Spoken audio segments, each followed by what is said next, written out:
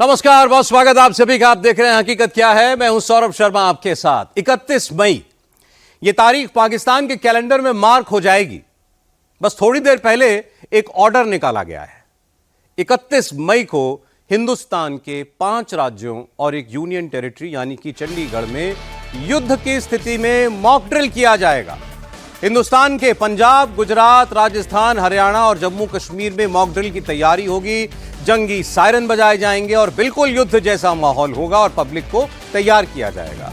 40 से ज्यादा शहरों में इसकी तैयारी हो रही है। रिहर्सल किया जा रहा है कि अगर पाकिस्तान से जंग हो जाए तो पब्लिक को क्या करना होगा, यह उन्हें बताया जा रहा है। हिंदुस्तान में आज शाम यह ऑर्डर आया और पाकिस्तान में आज रात हड़कंप मचने वाला है। अब इस ऑर्डर की टाइमिंग को जानिए, पूरी बात समझिए। 24 घंटे में पाकिस्तान के लाहौर शहर में, गुजरांवाला शहर में कुछ बड़े खतरनाक आतंकवादी देखे गए। उनकी लोकेशन ट्रेस हो गई। अब इनमें हाफिज सईद का बेटा तलहा सईद है। लश्कर का आतंकी सैफुल्लाह कसूरी और मुजम्मिल हाशमी है। लश्कर के ये बड़े बड़े कमांडर घूम घूम कर भारत के खिलाफ रैलियां कर रहे हैं और नए आतंकवादियों की भर्तियां कर रहे हैं। नरेंद्र मोदी ने आज ही पाकिस्तान को एक और चेतावनी दी है और कल आखिरी चेतावनी देने वाले हैं। जंगी सायरन बजने से हिंदुस्तान में क्या हो रहा है और पाकिस्तान में कितना पैनिक है, आपको बताते हैं।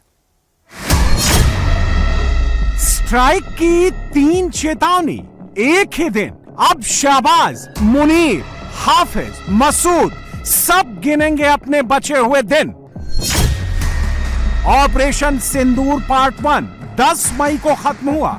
ऑपरेशन सिंदूर पार्ट 2 का मुहूर्त 29 मई को निकल गया और यह मुहूर्त हिंदुस्तान के 3 चीफ्स ने निकाला। चीफ नंबर 1 प्रधानमंत्री नरेंद्र मोदी, चीफ नंबर 2 रक्षा मंत्री Rajnath Singh, chief number 3 air chief marshal Amarpreet Singh. Hindustan का अगला हमला लाहौर में होगा। कहां होगा, किस इलाके में होगा, किस पर होगा, एक ही दिन में तय हो गया है। हिंदुस्तान ने टारगेट लॉक कर लिया है।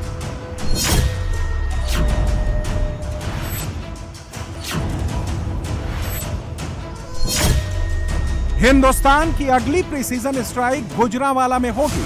मिसाइल किस पर जाकर गिरेगी, किस इलाके में गिरेगी, कितनों के पर खच्चे उड़ाएगी, यह भी एक ही दिन में तय हो गया। लोकेशन ट्रैक हो चुका है।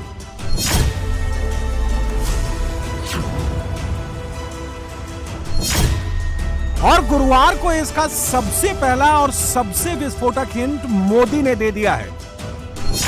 फिर रक्षा मंत्री राजनाथ सिंह और air chief marshal Amarpreet Singh ने भी ऑपरेशन सिंदूर पार्ट 2 के अगले चरण का क्लियर कट इंडिकेशन दे दिया है। पाकिस्तान को 3 बार घर में घुसकर मारा, अब 4थी बार भी मारेंगे। हिंदुस्तान के प्रधान ने यह तय कर लिया है। करने को हम बहुत कुछ कर सकते हैं, दुश्मन के सीने को भेद सकते हैं। रक्षा मंत्री ने भी कमर कस ली है। एक बार कमिटमेंट कर दिया तो मैं खुद की भी नहीं सुनता। इंडियन एयरफोर्स चीफ ने अपनी कमिटमेंट दे दी है। पाकिस्तान समझ ले 3 बार घर में घुस करके मारा है। का ऐलान है, ऑपरेशन सिंदूर अभी खत्म नहीं हुआ है। करने को हम कुछ और भी कर सकते थे, और कुछ कर सकते थे। हम दुश्मन के किसी भी कवच को भेदने की ताकत रखते हैं। प्राण जाए पर वचन ना जाए। एक बारी जो हमने कमिट किया है, फिर मैं अपने आप की भी नहीं सुनता। एक ही दिन चंद घंटों के अंतराल पर देश के प्रधानमंत्री, देश के रक्षा मंत्री और वायुसेना के चीफ का ऐसा बयान आना, यह कोई संयोग नहीं है। तिरंगा ऊंचा करके बोलिए, भारत माता की। यह ऑपरेशन सिंदूर पार्ट 2 के शुरू होने की आहट है, जिसकी घबराहट पाकिस्तान में अभी से देखी जाने लगी है। भारत माता की। नरेंद्र मोदी की चेतावनी भरी बोली और मोदी की गोली पाकिस्तान में सबका ब्लड प्रेशर बढ़ा रही है। मई खत्म होने में अभी कुछ घंटों का वक्त है, जून आने वाला है, लेकिन पाकिस्तान को हिंदुस्तान के अगले अटैक का डर अभी से सताने लगा है। भारत अटैक कब करेगा, कहां करेगा, किस पर करेगा, अब इसका इंडिकेशन भी धीरे धीरे मिलने लगा है। सबूत लाहौर से आया है। लश्कर के आतंकी एक बार फिर अपने बिलों से बाहर निकल गए हैं। आतंकवादी हाफिज सईद का आतंकी बेटा हाफिज तलहा सईद भी लाहौर के कसूर में कैमरे पर दिखा है। 15 मिनट की तकरीर में इस आतंकवादी ने कई बार मोदी का नाम लिया है। इस आतंकवादी की कपकपाती आवाज में मोदी की हिंदुस्तान की अगली स्ट्राइक का खौफ साफ साफ दिख रहा है। इस वक्त पाकिस्तान के आतंकवादियों की हालत कितनी खराब है, इसका अंदाजा इसी बात से लगा लीजिए कि हाफिज का बेटा डरते डरते ऊपर वाले से हिफाजत की भीख मांग रहा है, क्योंकि वो मोदी से डर रहा है। पता उसे भी है इस बार मोदी के टारगेट पर लाहौर में हाफिज भी है और तलहा भी है। और ये करीब करीब तय है कि हिंदुस्तान का ऑपरेशन सिंदूर पार्ट 2 वहां होगा जहां जहां एक भी पाकिस्तानी आतंकी दिखेगा, और इसका हिंट मोदी ने ऑन कैमरा दे दिया है। 22 अप्रैल को पहलगाम में, जम्मू कश्मीर में आतंकियों ने जो बर्बरता की, उसके बाद पश्चिम बंगाल में भी बहुत गुस्सा था। आपके भीतर जो आक्रोश था, आपका जो गुस्सा था, उसको मैं भली भांति समझता था। आतंकवादियों ने हमारी बहनों का सिंदूर मिटाने का दुस्साहस किया। हमारी सेना ने उनको सिंदूर की शक्ति का एहसास करा दिया।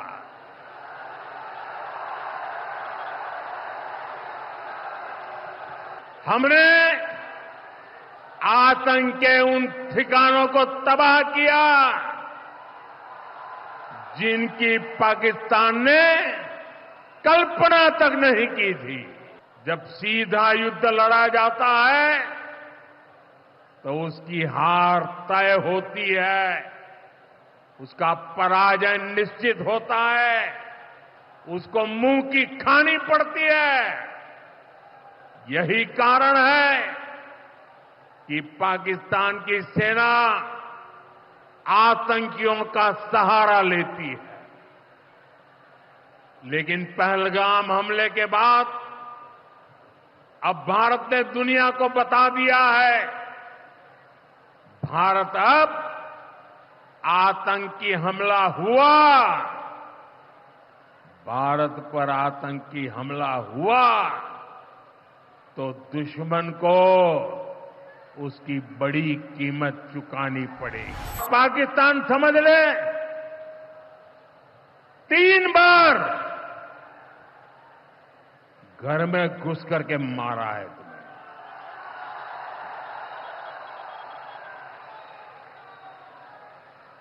हम शक्ति को पूजने वाले लोग, हम महिषासुर मर्दिनी को पूजते हैं। बंगाल टाइगर की इस धरती से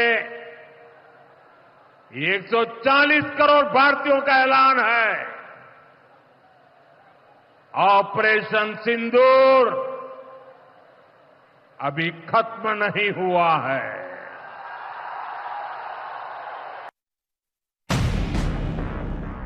ऑपरेशन सिंदूर अभी खत्म नहीं हुआ है। मोदी ने यह सिर्फ पब्लिक के बीच जाकर ऐसे ही नहीं कहा है, इसके पीछे एक सॉलिड रीजन है। और वो रीजन कुछ घंटों पहले लाहौर के कसूर में, बस कुछ घंटों पहले दिखा है। पहलगाम हमले की प्लानिंग करने वालों में आसिम मुनीर, आसिम मलिक और आईएसआई के स्पेशल ऑपरेशन डिवीजन के मेजर जनरल मोहम्मद शहाब असलम के अलावा लश्कर तैयबा के जिस आतंकवादी का नाम सामने आ रहा है, वो आतंकवादी सैफुल्लाह कसूरी भी भारत की एयर स्ट्राइक के बाद पहली बार फुल सिक्योरिटी के बीच डरते डरते कैमरे पर आया है। सैफुल्लाह कसूरी और हाफिज तलहा सईद दोनों इस वक्त मुनीर की स्पेशल फोर्स के प्रोटेक्शन में हैं, जैसा कि आप इस तस्वीर में देख रहे हैं। लश्कर तैयबा का आतंकवादी सैफुल्लाह कसूरी पाकिस्तान के पंजाब प्रांत के कसूर में जिस लोकेशन पर दिखा है, वहां वो अकेला नहीं था। वहां पाकिस्तान के पंजाब प्रांत की असेंबली का स्पीकर मलिक मोहम्मद अहमद खान भी मौजूद था। हाफिज सईद का आतंकी बेटा तलहा सईद भी मौजूद था और बीच में फुल प्रोटेक्शन में सैफुल्लाह कसूरी बैठा था। लाहौर के करीब कसूर से आई ये तस्वीरें बता रही हैं कि पाकिस्तान में वहां की सरकार, वहां की फौज और आतंकवादी सारे एक पेज पर हैं, सारे इकट्ठे हैं।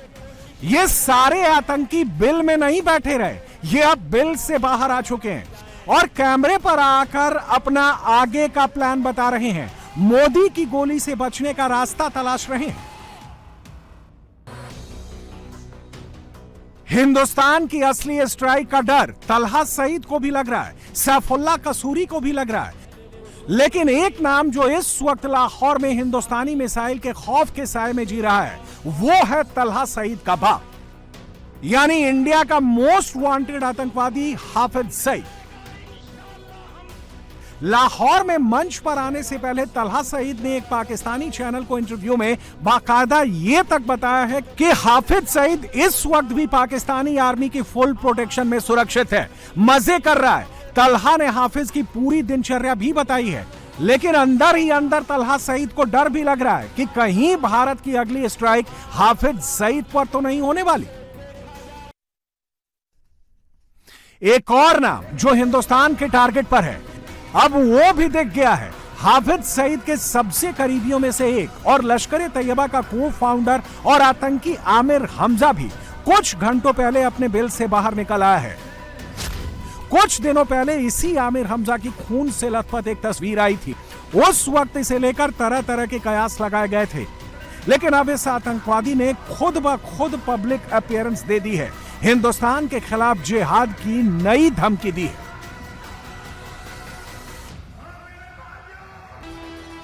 मगर अब इन सबकी लोकेशन ट्रैक हो चुकी है। ऑपरेशन सिंदूर पार्ट 2 के तहत हिंदुस्तान की मिसाइल आतंक के इन्हीं चेहरों पर गिरने वाली है। मोदी और रक्षा मंत्री राजनाथ सिंह दोनों ने प्लानिंग शुरू कर दी है। भारत के रक्षा मंत्री ने तो यह तक हिंट दे दिया है कि अभी तो बहुत कुछ करना बाकी है। आज जब सिंदूर खेला की इस धरती पर आया हूं, तो आतंकवाद को लेकर भारत के नए संकल्प की चर्चा स्वाभाविक है। आतंक को पालने वाले पाकिस्तान के पास दुनिया को देने के लिए कुछ भी पॉजिटिव नहीं है। जब से वो अस्तित्व में आए हैं, तब से ही उसने सिर्फ आतंक को पाला है। 1947 में बंटवारे के बाद से ही उसने भारत पर आतंकी हमला किया। कुछ सालों के बाद उसने यहां पड़ोस में आज के बांग्लादेश में जो आतंक फैलाया, पाकिस्तान की सेनाओं ने जिस प्रकार बांग्लादेश में रेप किए, मर्डर किए, वो कोई भूल नहीं सकता। आतंक और नरसंहार ये पाकिस्तानी सेना की सबसे बड़ी एक्सपर्टाइज है। वैसे साथियों, करने को हम कुछ और भी कर सकते थे,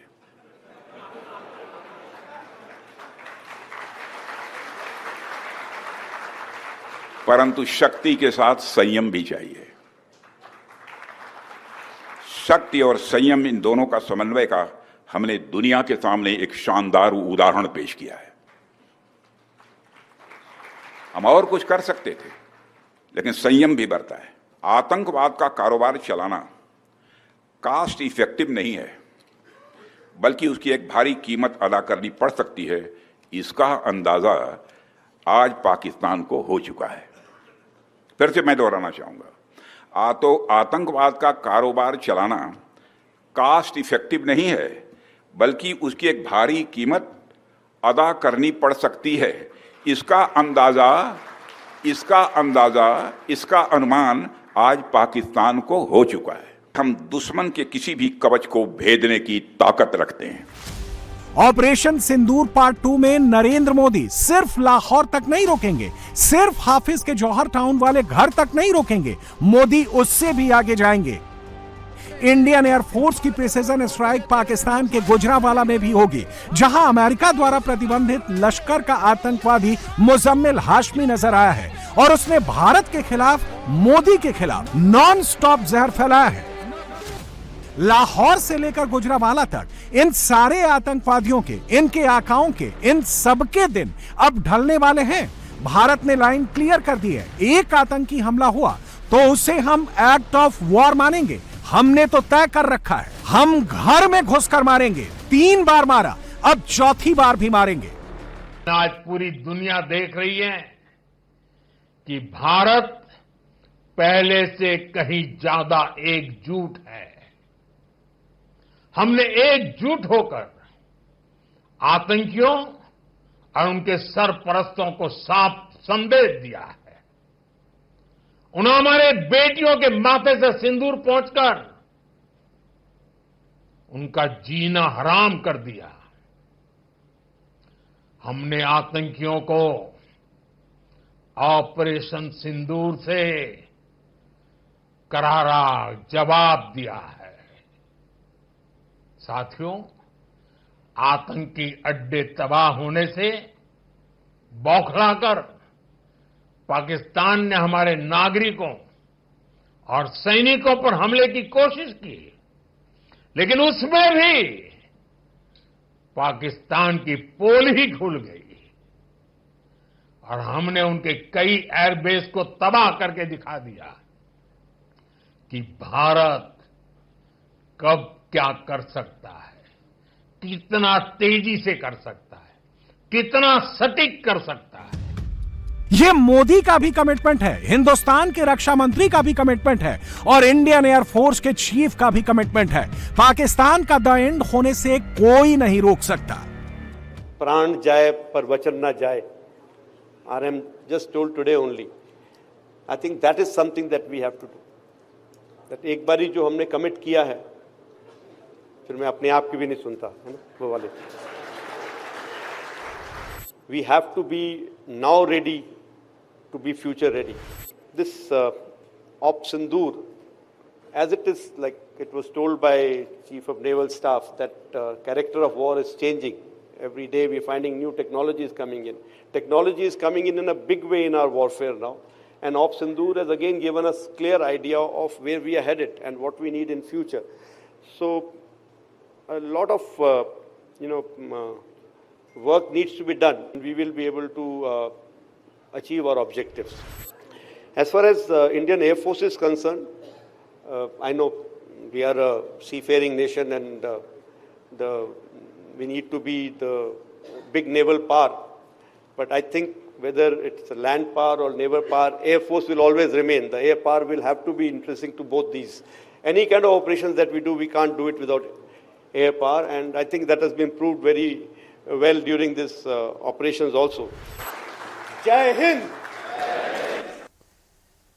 इंडिया के 7 डेलीगेशन दुनिया भर में पाकिस्तान को एक्सपोज कर रहे हैं, अलग अलग कोनों में जाकर के, और इनके ये मुनीर की पोल खोल रहे हैं, शहबाज का चोला उतार रहे हैं।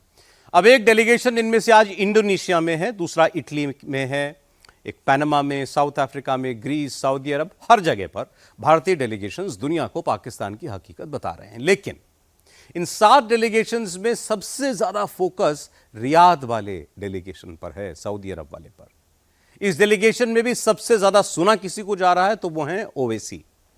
दुनिया का हर मुसलमान असदुद्दीन ओवैसी को बड़े गौर से सुन रहा है और पूरा हिंदुस्तान भी हिंदुस्तानी भाईजान के हर शब्द को गौर से सुन रहा है।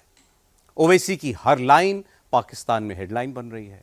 ओवैसी का हर शब्द मुनीर के दिल में तीर की तरह चुभ रहा है। लेकिन क्यों? ओवैसी ऐसा क्या बोल रहे हैं? दरअसल मुस्लिम वर्ल्ड में कौन सी पोल खोली जा रही है इस वक्त और उसका रिएक्शन क्या है, आप देखिए। पाकिस्तान मुर्दाबाद, पाकिस्तान मुर्दाबाद, भारत जिंदाबाद, भारत जिंदाबाद।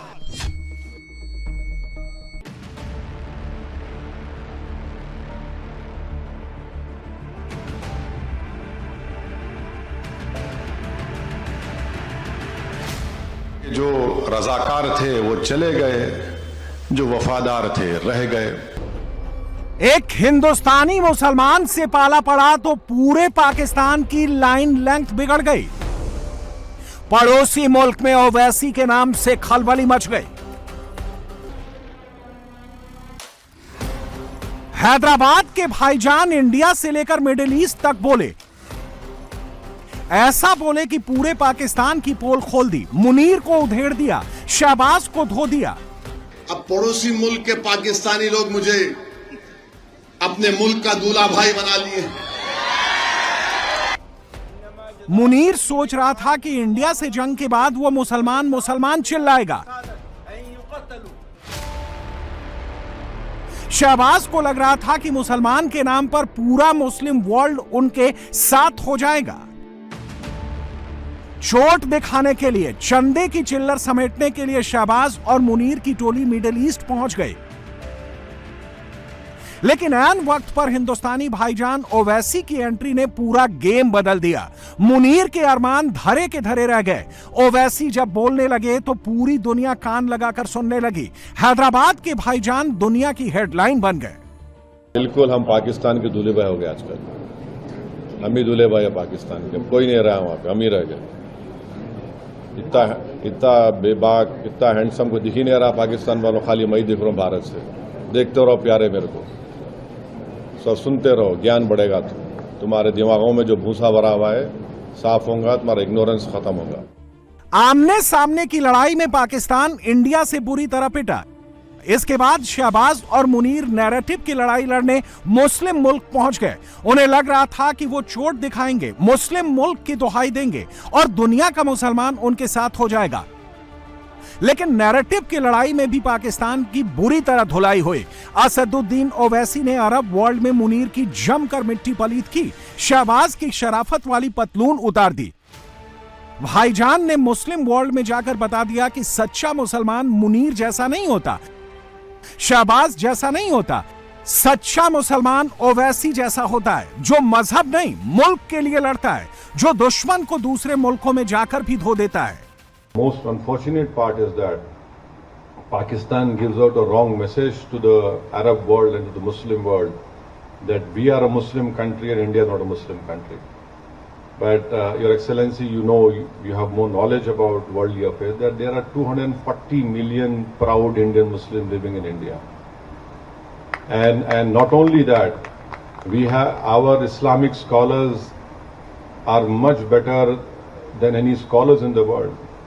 They can speak the best of Arabic language. In fact, we have some famous Islamic scholars who have done great work in the Hanafi fiqh jurisprudence, and their judgments are accepted by the religious scholars of anywhere in the world. So this Pakistan's false propaganda that India is hurting us because we're a Muslim country, it is completely wrong. Owaisi Kuwait, Bahrain, Saudi Arabia जा चुके हैं। इन तीनों देशों में मुसलमानों की आबादी 3.5 करोड़ से ज्यादा है। ओवैसी की अगली एंट्री अल्जीरिया में होने वाली है, जहां 4 करोड़ मुसलमान रहते हैं। यानी मिडिल ईस्ट के 7.5 करोड़ मुसलमान ओवैसी डायलॉग से जुड़ रहे हैं।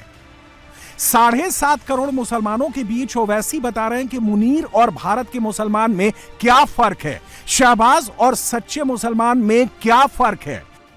This person was made the field marshal in Pakistan, a US designated terrorist called Mohammed Ehsan was sitting right beside the field marshal.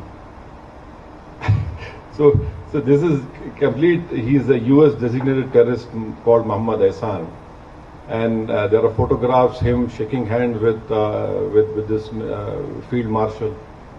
So there is a clear-cut evidence of Pakistan's involvement. These terrorist groups are prospering over there. They are being trained over there. And their whole task is to destabilize India, to create more Hindu-Muslim riots in India. Another shocking thing was this person who led the namaz-e-janaza of all those terrorists who were killed over there. The namaz-e-janaza was performed by a person who's again a designated US terrorist. And in namaz-e-janaza you have these proscribed organization members along with the Pakistani army. And a stronger India is not threat to anyone. And Pakistan is a threat to their deep state, is a threat to humanity. Middle east में ओवैसी की entry Pakistan के लिए किसी सदमे से कम नहीं है। मौलानाओं को भरोसा नहीं हो रहा है कि एक मुसलमान उनके मुल्क की ऐसी धुलाई करेगा। कट्टरपंथियों मौलानाओं की आंख में ओवैसी जैसे मुसलमानों की देशभक्ति चुभने लगी। कमेंट्री शुरू हो गई है। पहलगाम हमले के बाद पाकिस्तान ने हिंदू मुसलमान के बीच खाई पैदा करने की कोशिश की। इंडिया के मुसलमानों को उकसाने की कोशिश की, लेकिन ओवैसी पाकिस्तान के इन मंसूबों के सामने सबसे बड़ी दीवार बन गए। जब जब पाकिस्तान की बात छिड़ी, ओवैसी ने पड़ोसी मुल्क को खूब धोया। जो लोग हमसे टूटकर इस मुल्क को तोड़कर गए हैं और 75 साल से बार बार भारत में यहाँ पर भारत को कमजोर करने के लिए, यहाँ पर हिंदू मुस्लिम नफरतों में इजाफा करने के लिए, भारत को डिस्टेबलाइज करने के लिए उन्होंने कोई कसर नहीं छोड़ी है। और मैं तो ये कहूँगा कि लोग पार्टीशन के बारे में बहुत सी बातें करते हैं, मगर मेरा मानना ये है कि जो शरारत करना चाहते थे वो तोड़कर चले गए, जो अमन पसंद थे वो ठहरे रहे यहाँ पर। ओवैसी पहली बार टू नेशन थ्योरी के खिलाफ नहीं बोले। ऐसा नहीं है कि पहलगाम के बाद ही बोले हैं। एक साल पहले शिकागो में जब ओवैसी से पाकिस्तानी मुसलमान और हिंदुस्तानी मुसलमान पर सवाल पूछा गया तो ओवैसी का जवाब सुनकर पाकिस्तान का हर मुसलमान चौंक गया। ओवैसी ने रजाकार शब्द का इस्तेमाल कर पाकिस्तान को उनकी हैसियत दिखा दी थी। बात यह कि काफी लोगों को इससे एतराज होएगा, आपको भी शायद एतराज हो। नहीं होता मेरे को, बोलिए, मैं बेगैरत हूँ। आप पाकिस्तानी मुसलमान को भाई समझते हैं या नहीं समझते? देखिए, पाकिस्तान जब बना हमारे बुजुर्गों ने उसकी मुखालिफत की थी। हम लोग पाकिस्तान नहीं गए, इसलिए नहीं गए क्योंकि हमारा मानना ये था कि जिस सरजमीन पर हमारे बुजुर्गों ने जहां बानी और जाफशानी की है और जिस सरजमीन पर हमारे बुजुर्गों ने अंग्रेज़ों से इस मुल्क को गुलामी की छुड़ाने की लड़ाई लड़ी है, हमने अपने इस मुल्क को माना है। अब जो लोग गए हैं वो गए हैं, जो नहीं गए वो नहीं गए। अब तीसरी बात यह है कि जो रजाकार थे वो चले गए, जो वफादार थे रह गए।